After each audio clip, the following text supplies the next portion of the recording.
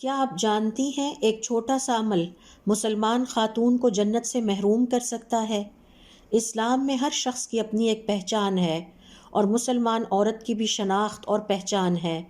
مسلمان خاتون کی شناخت اور پہچان کو مردوں کی مشابہت سے بہت خطرہ ہوتا ہے، کیونکہ آپ صلی اللہ علیہ وسلم کا ارشاد ہے، 3 لوگوں پر جنت حرام ہے: والدین کا نافرمان، دیوس اور وہ عورت جو مردوں کی مشابہت اختیار کرے۔ وہ مسلمان خاتون جو جان بوجھ کر مردانہ لباس پہنے یا مردوں کے طور طریقے اختیار کرے، حدیث کے مطابق یہ سخت گناہ ہے۔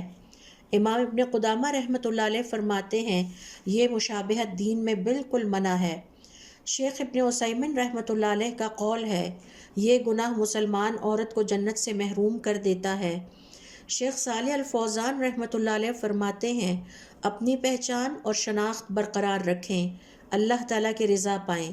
مسلمان خواتین یاد رکھیں، اپنی اسلامی اور نسوانی شناخت اور پہچان کو کبھی قربان نہ کریں۔ فطرت اور حدود کی حفاظت مسلمان خواتین کے لیے جنت کی ضمانت ہے۔